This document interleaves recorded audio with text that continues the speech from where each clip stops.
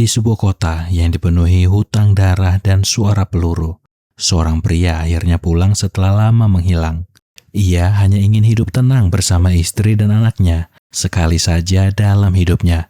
Tapi malam itu beberapa orang datang mengetuk pintunya. Mereka bukan tamu biasa, mereka adalah sahabat lamanya sendiri. Sebagian datang untuk melindunginya, sebagian lagi datang membawa perintah untuk membunuhnya. Dan dari sebuah apartemen sempit itulah, semuanya berubah menjadi perang antar sahabat.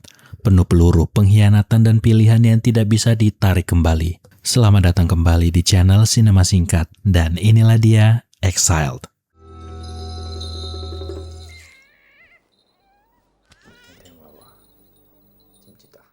Makau, tahun 1990.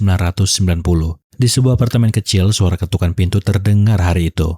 Saat pintu dibuka, berdirilah dua pria dengan pakaian serba hitam. Mereka datang untuk memastikan satu hal. Apakah benar seorang pria bernama Wo tinggal di tempat itu? Dari dalam apartemen, seorang wanita bernama Jin langsung berkata kalau mereka salah alamat lalu buru-buru menutup pintu. Namun dari balik jendela kamar, Jin diam-diam memperhatikan kedua pria itu masih berdiri di taman seberang apartemen, seolah sedang menunggu seseorang muncul. Tak lama kemudian, pintu kembali digedor. Saat Jin membuka pintu, dua pria lain sudah berdiri di depannya. Mereka datang dengan tujuan yang sama, mencari Wo.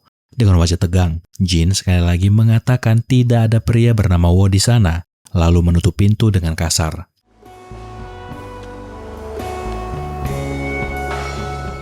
Empat pria asing itu akhirnya bertemu di taman seberang apartemen. Tatapan mereka langsung dipenuhi tekanan dan kecurigaan. Jin yang memperhatikan dari kejauhan mulai sadar orang-orang ini bukan orang biasa. Suasana mendadak sunyi sampai seorang pria bernama Francis melemparkan cerutu ke arah Wong sambil bertanya bagaimana mereka akan menyelesaikan masalah di antara mereka. Karena kenyataannya, Wong datang ke tempat itu untuk membunuh Wo. Empat pria tersebut dulunya adalah sahabat dekat. Dua pria pertama bernama Francis dan juga Cat, sementara dua lainnya adalah Wong dan Fatty. Kini mereka berdiri di sisi yang berbeda. Wong tidak punya pilihan. Ia bekerja untuk bos Fei, sementara Wo adalah mantan anggota organisasi yang dia anggap pengkhianat karena pernah mencoba membunuh bos Fei. Tidak lama kemudian, sebuah pickup biru muncul dari kejauhan dan berhenti di dekat mereka. Dari sanalah Wo akhirnya turun.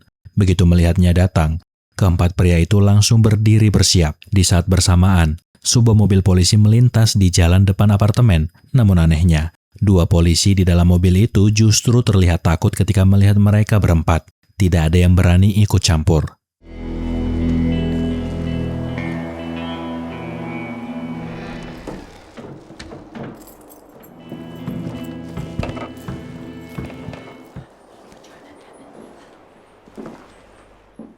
Sementara itu di dalam apartemen, Wo masuk ke ruangan yang nyaris kosong tanpa banyak perabotan. Perlahan ia berjongkok, lalu mengambil pistol yang selama ini ia sembunyikan. Saat Wong mengeluarkan pistol dari balik jubahnya, Francis ikut mengangkat senjatanya. Bukan untuk menyerang, tapi untuk menunjukkan kalau dirinya ada di sana demi melindungi Wo. Masing-masing dari mereka hanya membutuhkan 6 peluru untuk saling menghabisi.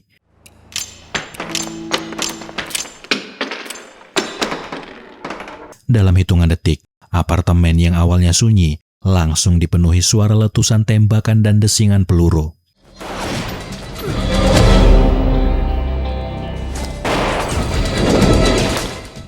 Polisi yang mendengar keributan sebenarnya datang ke lokasi, namun mereka tidak bisa berbuat banyak. Karena polisi itu ternyata adalah suruhan bos Fei yang kebetulan lewat di sana.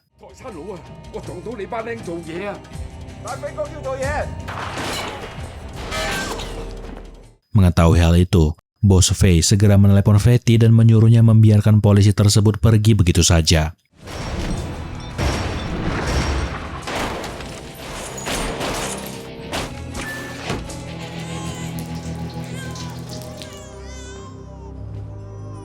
Perseteruan antara sahabat itu akhirnya berhenti, sesaat ketika tangisan Bayu Wo memecah keheningan.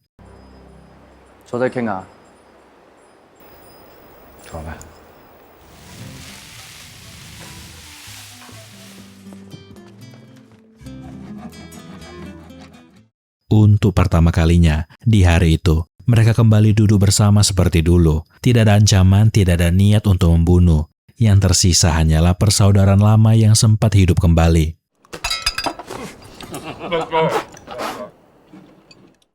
Mereka bahkan berfoto bersama mengulang kenangan masa muda mereka sebelum semuanya berubah. Namun Wong tidak bisa terus berpura-pura lupa pada misinya. Malam itu, ia kembali membahas tujuan sebenarnya datang ke tempat tersebut, yaitu membunuh Wo atas perintah Bos Fei. Sebelum semuanya berakhir, Wong bertanya, apa keinginan terakhir sahabatnya itu? Masalah ini bermula dari masa lalu. Francis pernah membantu Wo saat Wo mencoba membunuh Bos Fei. Itulah alasan Francis rela mempertaruhkan nyawanya demi melindungi Wo. Wong sendiri sebenarnya tidak punya pilihan selain memberi Wo sedikit waktu untuk melarikan diri.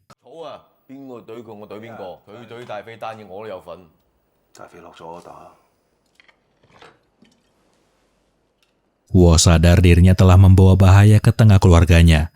Malam itu, ia memberikan gelang kaki kecil kepada putrinya. Sebuah tanda kenang-kenangan sekaligus harapan agar anaknya tetap terlindungi jika sesuatu yang buruk terjadi padanya. Jin, istri Wo, tahu siapa orang-orang yang tidur di ruangan tamunya malam itu. Mereka semua pembunuh, tapi meski begitu, Jin tetap menjamu mereka dengan hangat dan penuh hormat. Saat semua hendak beristirahat, Bos Fei menelepon Wong dan bertanya apakah Wo sudah dibunuh. Wong menjawab belum. Mendengar itu, Bos Fei mengancam akan mengirim orang lain jika Wong masih ragu-ragu. Itu adalah ultimatum terakhir, tidak akan ada kesempatan kedua. Di saat yang bersamaan, Paman Fortune datang menemui Bos Fei untuk memberitahu kalau Bos Keng menolak bekerja sama dengannya. Bos Keng sendiri adalah bos kriminal besar di Makau. Konflik keduanya bermula ketika Wo gagal membunuh Bos Keng di masa lalu, sehingga membuat Wo kini terjebak di antara dua organisasi mafia besar.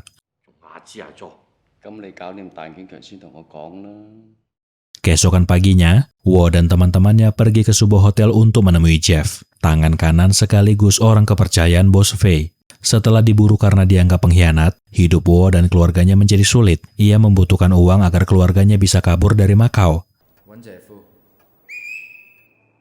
Jeff adalah sosok licik yang berada di tengah-tengah semua konflik ini. Dialah orang yang sebelumnya menyewa Wong dan Fatty untuk membunuh Wo.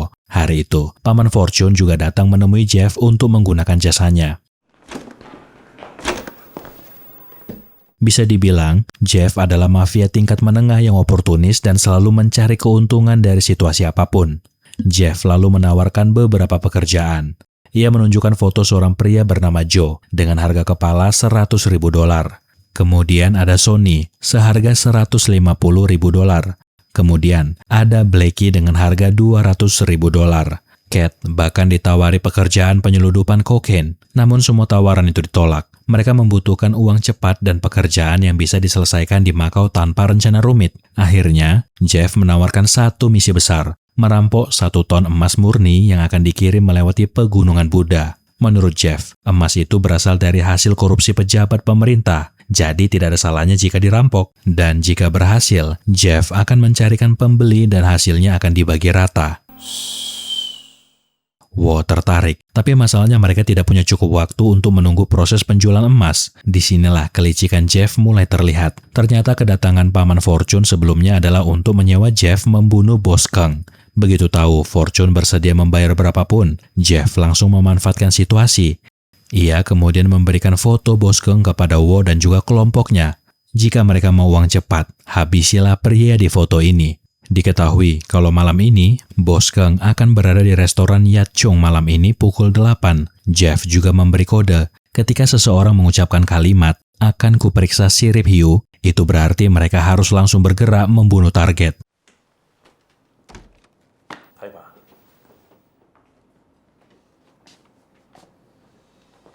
Dan pada akhirnya, inilah pekerjaan yang mereka pilih. Sebelum berangkat, Wo membuat kesepakatan dengan teman-temannya.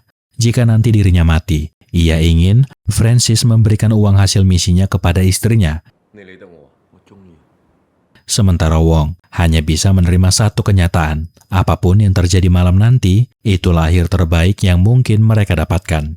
Malam pun tiba sesuai perkiraan Jeff. Bos Keng datang ke restoran Yat Chung dengan pengawalan ketat. Dari kejauhan, Paman Fortune terlihat mengawasi situasi. Sementara Wong, Wo, dan Francis menunggu saat yang tepat untuk bergerak. Tak lama kemudian, Paman Fortune menghampiri Bos Keng dan menawarkan hidangan ikan serta sirip hiu. Namun Bos Keng menolaknya. Ia mengaku bosan dengan masakan Makau dan sekali lagi menolak bekerja sama dengan Bos Fei. Melihat keras kepalanya Bos Keng, Paman Fortune bangkit dari kursinya sambil mengucapkan kalimat kode. Itu adalah tanda bagi para pembunuh untuk segera bergerak. Namun secara tidak sengaja, Bos Keng menyadari dirinya telah dijebak ketika menemukan pistol tersembunyi di bawah meja makan. Belum sempat situasi meledak, sesuatu yang jauh lebih buruk terjadi. Bos Fei tiba-tiba datang ke restoran yang sama. Kehadirannya membuat suasana langsung berubah panas.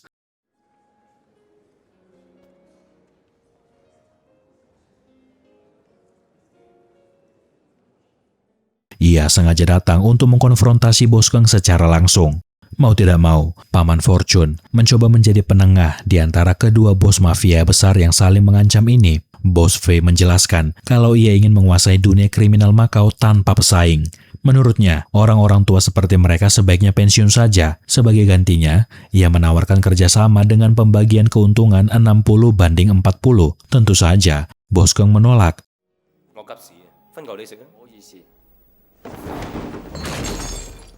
Situasi semakin memanas ketika Bos Fei membanting meja. Saat itulah pengkhianatan mulai terlihat. Beberapa anak buah Bos Keng ternyata diam-diam bekerja untuk Bos Fei. Bos Fei lalu menunjukkan kepada Keng bahwa seluruh orang di restoran ini sebenarnya adalah pembunuh bayaran. Bahkan, orang yang ditugaskan mengeksekusi Bos Keng adalah pembunuh yang dikirim oleh Paman Fortune sendiri. Masih dipenuhi amarah, Bos Fei menghampiri Wong dan menanyakan, kenapa Wong masih hidup? Tanpa menunggu jawaban, ia langsung menembak dada Wong. Untungnya Wong masih memakai rompi anti peluru. Meski rasa sakitnya tetap luar biasa, dan akhirnya perang besar pun pecah.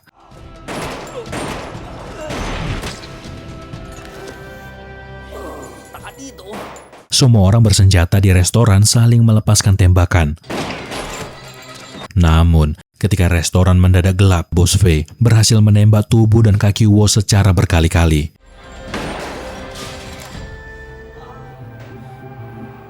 Situasi berubah buruk bagi mereka. Wong dan yang lainnya akhirnya memilih mundur sambil menyelamatkan Wo yang terluka parah. Ironisnya, di tengah kekacauan itu, justru terjadilah kesepakatan antara Bos Fei dan juga Bos Keng. Mereka sadar, lebih baik bekerja sama menguasai dunia kriminal Makau daripada saling menghancurkan. Dengan kondisi Wo yang kini kritis, Wong membawa mereka semua ke sebuah klinik ilegal. Luka tembakan Wo sangat parah, dan operasi harus segera dilakukan. Masalahnya, biaya operasi sangat mahal, sementara mereka sedang kehabisan uang. Pada akhirnya, mereka mengumpulkan sisa uang yang mereka punya demi menyelamatkan sahabat mereka itu. Saat operasi berlangsung, Cat berjaga di ruangan operasi, sementara Wong, Francis, dan juga Fatty berdiskusi tentang situasi mereka saat ini. Kini mereka telah menjadi target seluruh mafia di kota Makau, terutama Bos Fei yang tidak akan membiarkan pengkhianatan Wong begitu saja. Dan di tengah keheningan itu, pintu klinik tiba-tiba digedor keras. Ketika dibuka, ternyata Bos Fei dan juga Bos Keng datang bersama anak buah mereka. Ruangan yang gelap membuat Wong dan teman-temannya sempat bersembunyi di balik tirai ruangan operasi. Bos Fei datang dan mengobati luka tembak di pahanya. Sementara Bos Keng mulai merasa ada sesuatu yang aneh di tempat ini. Ia sadar mereka tidak sendirian. Di saat bersamaan, Wong mulai sadar dari pengaruh anestesi. Pandangannya masih kabur dan tubuhnya belum pulih sepenuhnya. Saat itulah, Bos Fei menyadari kalau orang yang mencoba membunuhnya ternyata masih hidup dan berada di ruangan yang sama dengannya. Tanpa bisa dihindari, perang kembali pecah di klinik itu. Sama seperti di restoran sebelumnya, kedua kelompok kembali saling menembak.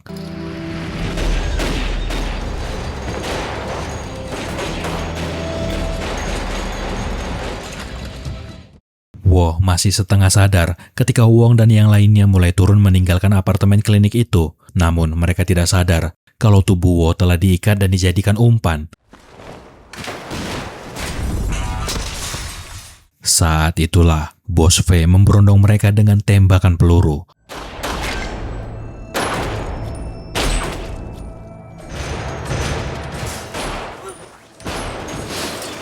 Mereka memang berhasil keluar hidup-hidup, tapi luka Wo terlalu parah. Malam itu, Wo akhirnya meninggal dunia. Tidak ada pilihan lain selain membawa jasadnya kembali ke apartemen. Jin melihat sendiri tubuh suaminya yang sudah kaku dan dipenuhi darah. Dipenuhi amarah dan kesedihan, ia menembaki Wong dan juga Francis. Baginya, kehadiran mereka hanya membawa kehancuran untuk keluarganya. Jin sempat berpikir untuk mengakhiri hidupnya sendiri. Namun demi putrinya, ia mengurungkan niat itu. Pada akhirnya, ia membakar apartemen beserta jasad Wo dan seluruh kenangan mereka sebelum meninggalkan kota Makau. Sementara itu Wong, Francis, Fatty, dan juga Cat kini kehilangan arah. Mereka gagal menyelamatkan sahabat mereka sendiri. Nasib mereka kini hanya ditentukan oleh lemparan koin. Dan lemparan koin itu membawa mereka menuju Gunung Buddha. Perjalanan mereka berat, jalan pegunungan yang terjal, mobil yang kehabisan bensin, hingga akhirnya mereka harus berjalan kaki tanpa tujuan yang jelas. Di sisi lain, Jin mulai mencari keberadaan mereka dari hotel ke hotel, dipenuhi dendam atas kematian suaminya. Saat Wong dan yang lainnya tersesat di tengah perjalanan, lemparan koin kembali menentukan arah mereka. Takdir membawa mereka ke sebuah sungai, lalu menunjukkan mereka tempat di mana patung Buddha raksasa berdiri megah dari kejauhan. Dan benar saja, tak lama kemudian, iring-iringan pengangkut 1 ton emas melintas di hadapan mereka, lengkap dengan pengawalan polisi bersenjata. Dari kejauhan, mereka mulai mengamati dan menyusun rencana. Namun kali ini, keberuntungan tidak berpihak kepada mereka. Saat mereka berjalan melintasi hutan, mereka mendengar suara tembakan tiba-tiba menggema dari dalam hutan. Ternyata ada kelompok lain yang lebih dulu merampok pengiriman emas tersebut. Mobil-mobil polisi terbalik, para perampok dan polisi saling baku tembak di tengah hutan. Hingga akhirnya hanya tersisa 1 polisi dengan sniper di tangannya. Ketika Wong dan teman-temannya melihat cahaya emas dari dalam truk, mereka sadar mungkin inilah kesempatan terakhir mereka. Polisi yang tersisa ternyata sangat tangguh dan berhasil melumpuhkan beberapa perampok. Melihat situasi itu, Cat membantu menunjukkan posisi musuh yang bersembunyi. Dan akhirnya, Wong beserta teman-temannya ikut terlibat dalam baku tembak terakhir demi memperebutkan emas tersebut. Saat ini, situasi justru tidak menguntungkan bagi polisi itu. Ia menjadi satu-satunya orang yang masih hidup untuk menjaga 1 ton emas tersebut. Jika pemilik emas nanti mengetahui semuanya hilang, kemungkinan besar dialah yang akan dituduh mencurinya. Hidup atau mati posisinya sama-sama sulit. Melihat keadaan itu, Wong akhirnya maju menjadi penengah. Menurutnya, mereka semua berada di situasi yang sama-sama diburu dan sama-sama tidak punya jalan pulang. Jadi, daripada mereka saling membunuh, lebih baik emas itu dibagi rata lalu mereka semua meninggalkan Makau untuk selamanya. Dan pada akhirnya kesepakatan pun terjadi. Tidak ada yang dirugikan. Untungnya polisi tersebut memiliki akses yang bisa membantu mereka keluar dari wilayah itu. Mereka hanya perlu menuju Pulau Kotai untuk membawa emas tersebut keluar dari negeri menggunakan kapal. Sementara itu Jin masih berusaha mencari keadilan atas kematian Wo. Ia terus mencari informasi tentang keberadaan Wong dan teman-temannya hingga akhirnya tiba di hotel milik Jeff. Di tempat itu, Jin bertemu seorang wanita penghibur yang sebelumnya sempat melihat Wong dan yang lainnya datang ke penginapan tersebut. Wanita itu kemudian mengantar Jin menemui Jeff, dan malam itu, semua jawaban akhirnya mulai terungkap. Di sisi lain, Wong dan yang lainnya sedang menunggu kapal pengangkut emas datang. Mereka duduk sambil membayangkan betapa kayanya hidup mereka setelah berhasil keluar dari kota Makau. Namun kebahagiaan itu tidak berlangsung lama. Telepon Wong tiba-tiba berdering. Peneleponnya adalah Bos V, dan kabar yang ia dengar langsung membuat suasana berubah sunyi. Jin dan putrinya ternyata telah dijadikan sandera oleh Bos V. Raut wajah Wong langsung berubah. Kemarahannya menunjukkan satu hal. Mereka belum benar-benar bebas dari semua masalah ini.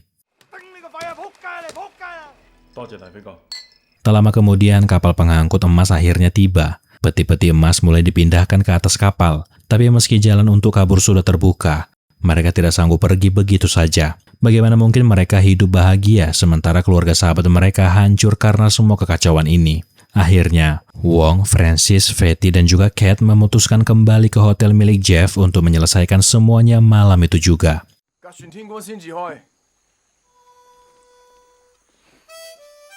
Saat mereka tiba, suasana hotel terasa aneh. Tempat itu sangat sepi, tidak ada tamu, bahkan resepsionis pun menghilang dari tempatnya.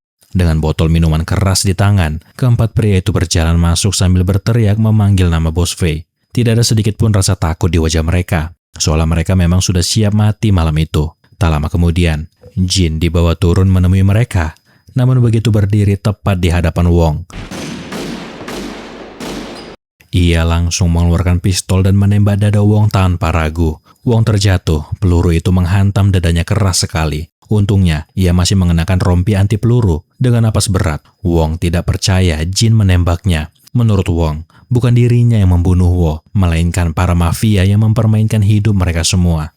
Melihat situasi itu, Francis langsung melemparkan semua tas berisi emas ke arah Bos Fei. Tentu saja Jeff mengenali emas tersebut, karena dia yang sebelumnya memberikan informasi tentang pengiriman emas itu. Francis lalu menawarkan sebuah kesepakatan.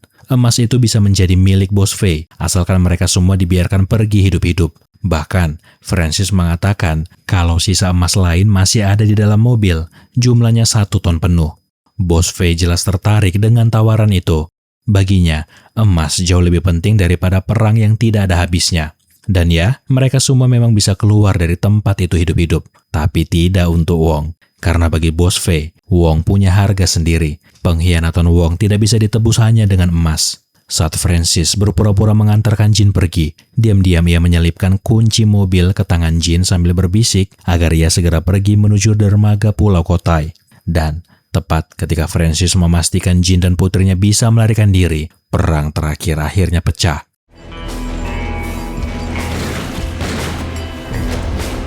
Peluru berterbangan ke segala arah. Semua orang di ruangan itu saling menembak tanpa ampun. Siapa saja yang ada di dalam ruangan itu langsung dihujani timah panas.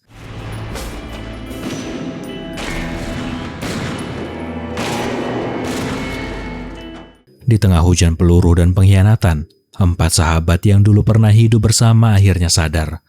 Dunia mereka memang tidak pernah memberi kesempatan untuk hidup damai. Setelah melewati baku tembak demi baku tembak, Wo dan teman-temannya memilih melindungi satu sama lain sampai akhir. Tidak ada pengkhianatan di akhir cerita, hanya kesetiaan yang dibayar dengan nyawa. Film Exile menutup ceritanya dengan pahit, sunyi sekaligus indah. Seolah ingin mengatakan kalau di dunia penuh kekerasan, satu-satunya hal yang masih berharga adalah loyalitas. Sampai ketemu di film menarik lainnya.